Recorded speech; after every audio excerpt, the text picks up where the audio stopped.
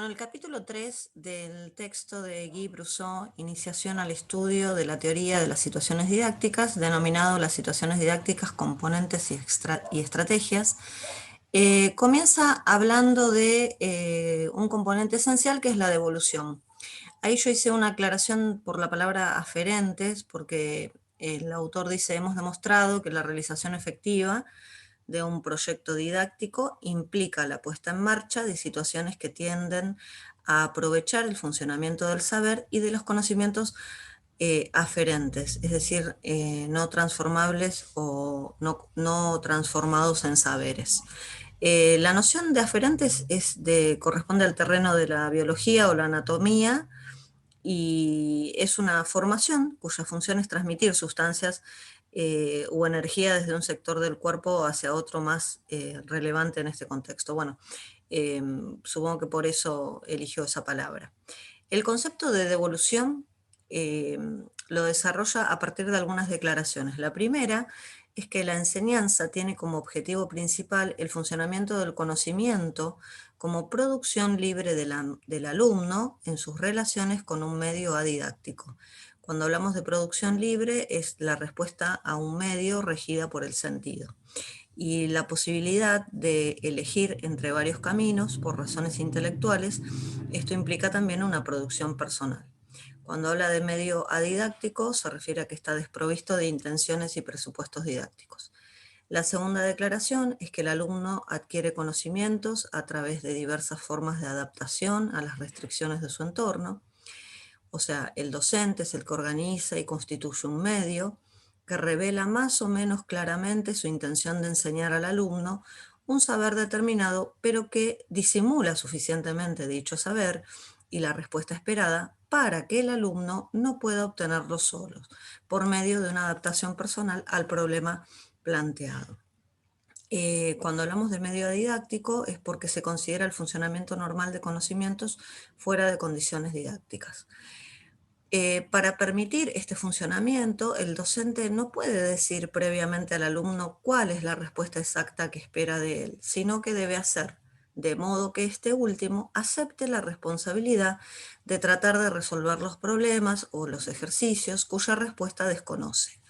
La devolución es el acto por el cual el docente hace que el alumno acepte la responsabilidad de una situación de aprendizaje adidáctico o de un problema y acepta él mismo las consecuencias de esta transferencia.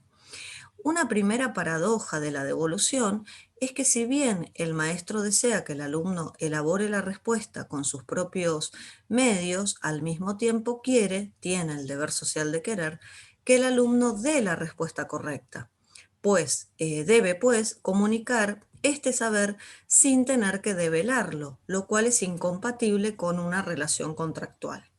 La devolución presenta grandes dificultades que tradicionalmente se analizan en términos de motivación del alumno. Las soluciones preconizadas son, por lo tanto, de naturaleza psicológica, psicoafectiva y pedagógica. Ahora bien, la significación del conocimiento y de la situación desempeña un papel importante en este acto y, en consecuencia, la didáctica propone medios específicos.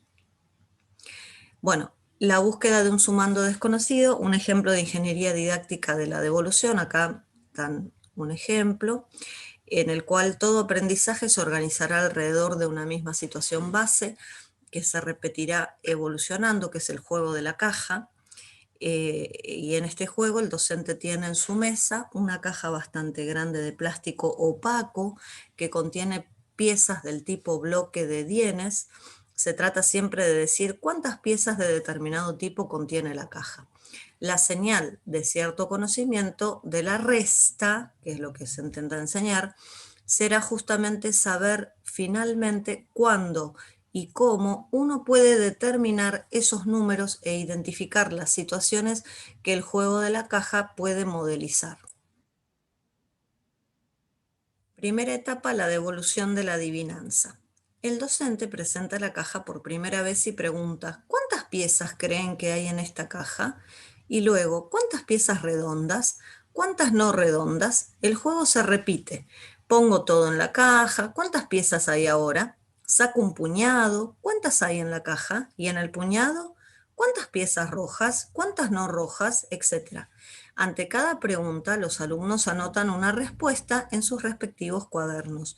Luego, uno de ellos viene a contar las piezas en la caja para conocer la solución de la adivinanza planteada.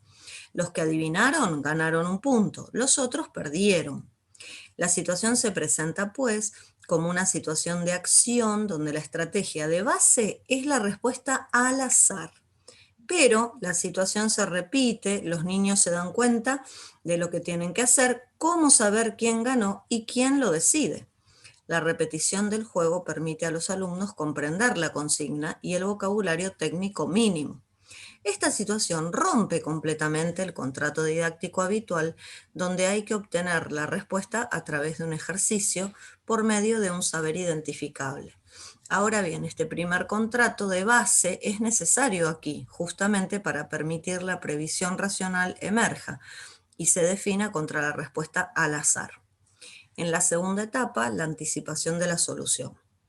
Algunas preguntas son tan simples que los alumnos dan una única respuesta. Por ejemplo, se acaba de contar todas las piezas de la caja y hay 52. Luego se sacan para contar todas las piezas que no son grandes, rojas y gruesas. 50. El docente pregunta, ¿cuántas piezas hay ahora en la caja? Muchos alumnos piensan que la solución es 2. Su respuesta es una anticipación de la solución, pero se impone a ellos en forma de contingencia o evidencia. Los niños perciben que todos los números no son igualmente plausibles. Entran así en una nueva posición, la del sujeto cognitivo, más reflexiva con respecto a la situación de acción anterior, ya que su respuesta puede ser objeto de una estimación, un cálculo o un razonamiento.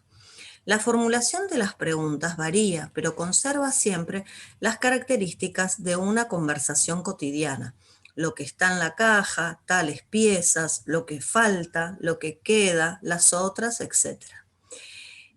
Tercera etapa, la declaración y su examen. En esta etapa, el docente, antes de dar lugar al conteo, pregunta, ¿piensas que vas a ganar? ¿Por qué? ¿Estás seguro? En los casos simples, algunos alumnos explican un método. Había 37 piezas, quedan 31. ¿Cuántas tiene el maestro en sus manos? Conté con los dedos las piezas escondidas, 32, 33, 34, hasta el 37. Así, la respuesta cambia sutilmente de estado. La interacción, hay 33, ganaste, se va a convertir en, digo que hay 33 piezas en la caja, prueba que eso es cierto.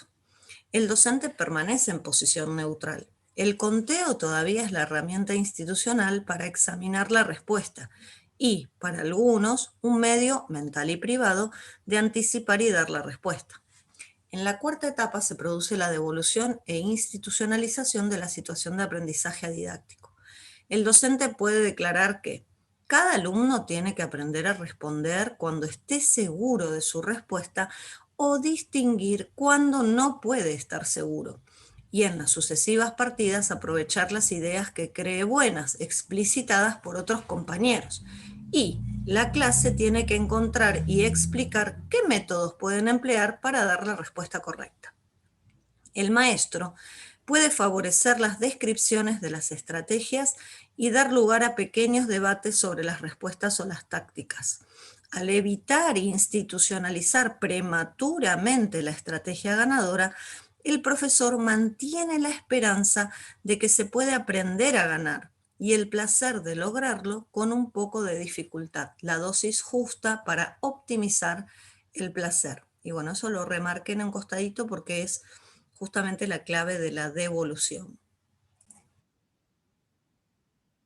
La gestión didáctica de tal situación tiene por objeto garantizar equilibrios fundamentales. Equilibrio entre incertidumbre y certeza, desorden y orden, dificultad y facilidad, equilibrio en los niveles de control. Una persona no puede manejar muchas condiciones demasiado inciertas al mismo tiempo, una buena dosis de saber bien conocido, un poco de saber en vías de adquisición, actividad cognitiva pública y privada.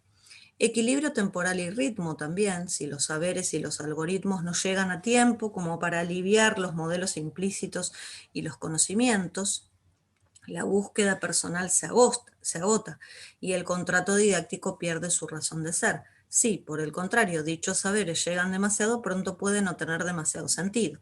Equilibrio entre el placer de definirse a través de la actividad intelectual y el de obtener una seguridad reconocida de forma rápida y eficaz. Equilibrio entre el deseo consumado y el deseo producido. Equilibrios sociales y culturales.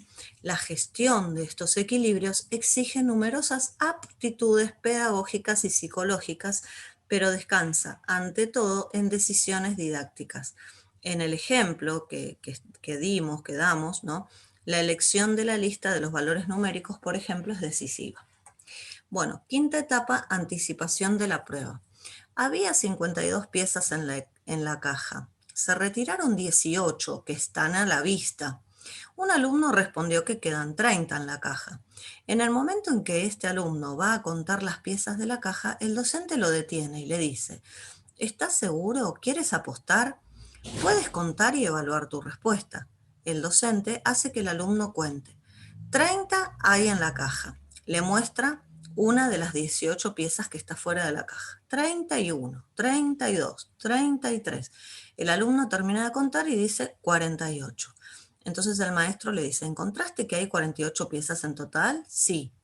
¿Y es cierto eso? No, hay 52. Entonces, ¿mantienes la apuesta? No. Ah, pero no perdiste, podés intentar otra vez con otro número.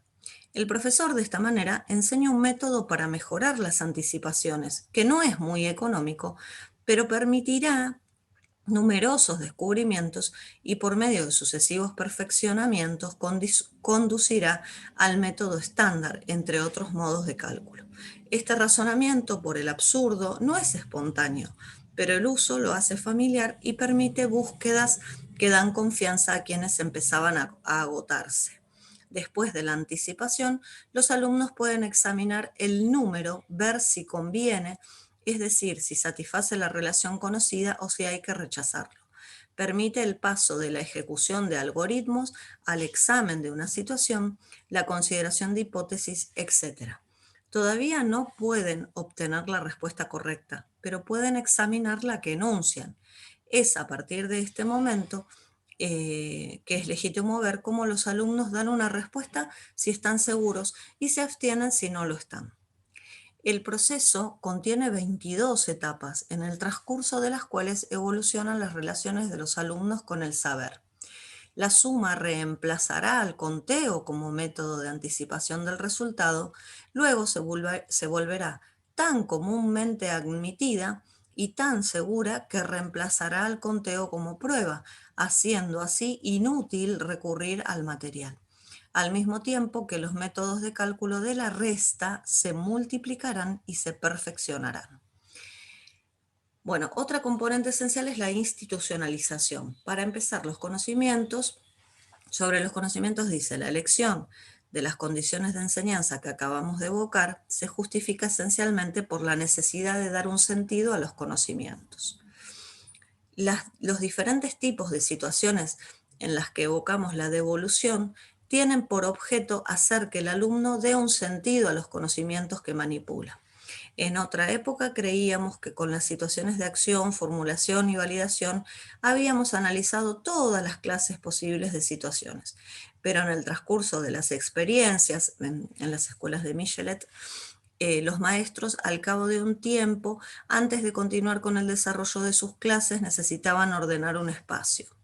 Nos vimos obligados a preguntarnos por qué se daba esa resistencia de los docentes a reducir el aprendizaje a los procesos que habíamos concebido. Descubrimos lo que hacen todos los profesores en sus cursos. El docente debía comprobar lo que los alumnos debían hacer y rehacer o no, lo que habían aprendido o tenían que aprender. Esta actividad es ineludible. No se puede reducir la enseñanza a la organización de los aprendizajes. Tomar en cuenta oficialmente el objeto de conocimiento por parte del alumno y el aprendizaje del alumno por parte del docente es un fenómeno social muy importante y una fase esencial del proceso didáctico. Este doble reconocimiento es el objeto de la institucionalización, o sea, el rol del maestro también es institucionalizar. La institucionalización se da tanto en una situación de acción, cuando se reconoce el valor de un procedimiento que va a convertirse en un medio de referencia, como en la formulación. Hay algunas formulaciones que van a conservarse y en las situaciones de prueba también. Hay que identificar cuáles de las propiedades que se encontraron son las que se van a conservar. O sea, fíjense que acá reconocer que la institucionalización se da en distintos momentos, ¿no? En la acción, en la formulación y en la validación también. Bueno, otro título de este tercer capítulo es las estrategias fuertemente didácticas que tratan un saber nuevo. Vamos a examinar diferentes estrategias definidas por la restitución de la responsabilidad a un elemento de la situación didáctica, unas veces al profesor, otras al alumno, otras al medio, y por las hipótesis epistemológicas asociadas a estos contratos. El contrato de imitación o de reproducción formal. El docente puede exigir al alumno que reescriba la respuesta correcta de un problema, que recite un enunciado, que imite un procedimiento, etc. La traducción de las órdenes del profesor en actos que exige el paso por el conocimiento en cuestión. El hecho de que estos mecanismos de reproducción por imitación no exijan formulación de razones o explicaciones les confiere propiedades interesantes, como por ejemplo para adquirir un oficio. O sea, estos contratos de reproducción o de imitación servirían, por ejemplo, para adquirir un oficio. Después, los contratos de ostensión. El profesor muestra, o sea, la estrategia es mostrar un objeto o una propiedad, el alumno acepta verlo como el representante de una clase de la cual deberá reconocer en otras circunstancias sus elementos. Este procedimiento funciona bastante bien en la vida diaria para identificar una persona, una especie animal o un tipo de objetos, etc., con ayuda de un repertorio de reconocimiento universal. El contrato didáctico de ostensión se basa en este logro, pero es insuficiente para definir un objeto matemático. No obstante, el profesor lo exigirá y el alumno pensará que puede responder sostenidos por las siguientes ideas. El profesor debe utilizar un repertorio de reconocimiento al alcance de los alumnos. Los instrumentos de reconocimiento generales son universales y por ende idénticos para el profesor y el alumno, que deben ver lo mismo en los mismos objetos. Esta presentación ostensiva permite además una familiarización con el objeto de estudio que se supone será retomado y redefinido más adelante. La inducción radical exigida por el contrato de ostensión fracasa a menudo. El contrato de ostensión, si bien está fundado en la epistemología falsa, en una epistemología falsa, es utilizado con mucha frecuencia por los docentes porque funciona muy bien en numerosos casos donde una definición matemática sería demasiado pesada o inútil. Después está el contrato de condicionamiento. Para explicar este contrato, el autor habla del citacismo, que es un estado del espíritu en el que una persona habla sin saber lo que dice. Bueno, el contrato se llama de condicionamiento y se refiere a exigir un recitado de un saber que puede conducir al alumno a reflexiones personales interesantes sobre ese saber. Los conocimientos adquiridos implícitamente en prácticas repetidas también son importantes.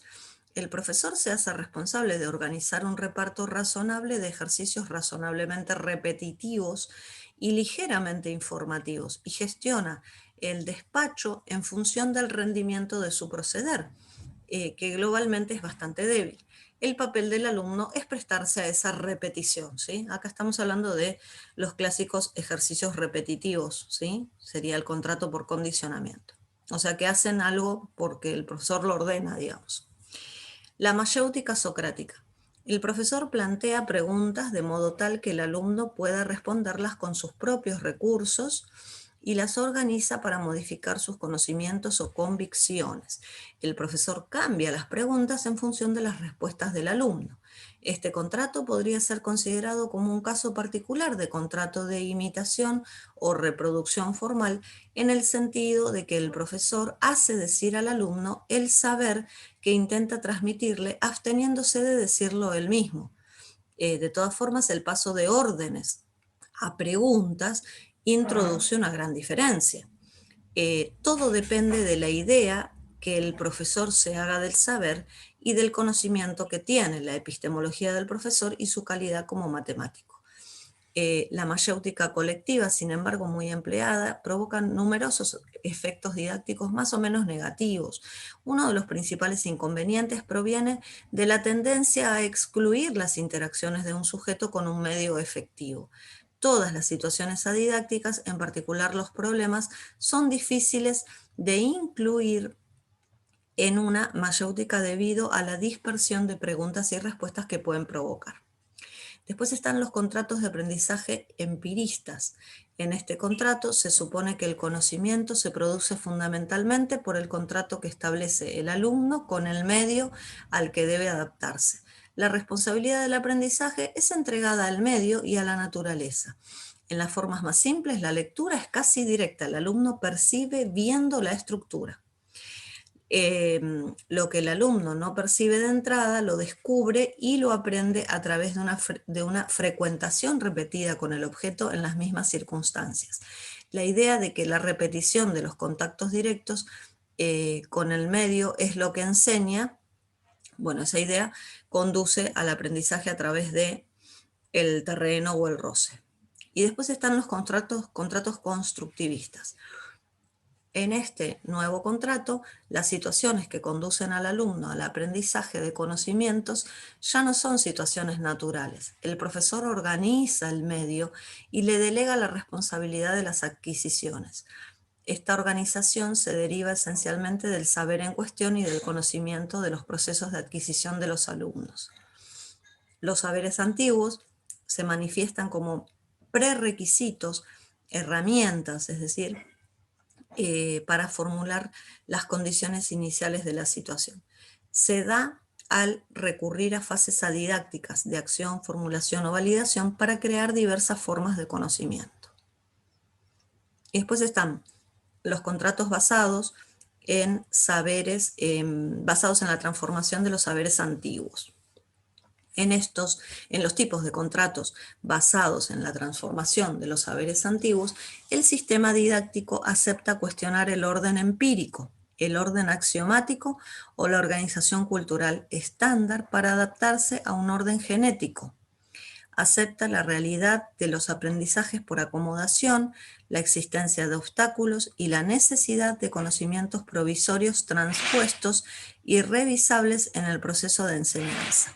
La articulación y la génesis de los saberes, colectivas o personales, entra en la negociación del contrato.